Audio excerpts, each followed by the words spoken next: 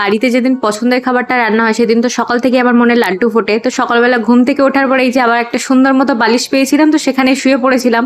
And তারপরে একটু ওঠার পরে এই যে এনার ব্রেকফাস্টটা তো আমাকে এখন করিয়ে দিতে হয় মাঝে মধ্যে। তারপর নিজের ব্রেকফাস্টে আজকে চাউমিন বানিয়ে নিয়েছিলাম, যদিও আজকে দুপুরবেলা ভালো মতো রেসিপি আছে, তাও চাউমিনটাই খেয়েছিলাম টিফিনে, কেন কি অনেকদিন পর পরীক্ষা হয়ে যাওয়ার পর যেহেতু সেদিনকে মহালয়া ছিল, তো এইসবই খাওয়ার ইচ্ছা হচ্ছিল। তারপরে মা আমার পছন্দের জিনিসটা সেদিনকে বানাচ্ছিল। মোটামুটি 1-2 সপ্তাহ ধরে তো আমি বলছিলাম সামনে মহালয়া আসছে, এরকম কিছু বানাতে হবে।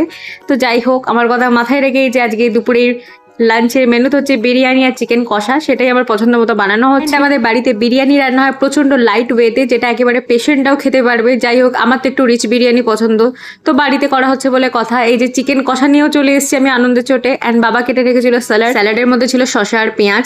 এই যে দুপুরবেলা বিরিয়ানি তো নিয়ে নিয়েছিলাম, তারপর বিকেলে একটু বেরিয়েছিলাম ভুলু বাবাদের সাথে দেখা করার জন্য। আর মা সন্ধ্যাবেলায় বেরিয়ে মেলা থেকে নিয়ে এসেছিল জিলিপি, তো সেটাই খেয়েছিলাম। এখন এক্সাম হয়ে গেছে বলে যেহেতু সন্ধ্যাবেলায় কোনো কাজকর্ম ছিল না, তো এই ব্যাগপত্রগুলোই গোছাচ্ছিলাম। তো দ্যাট ইজ ইট, বাই।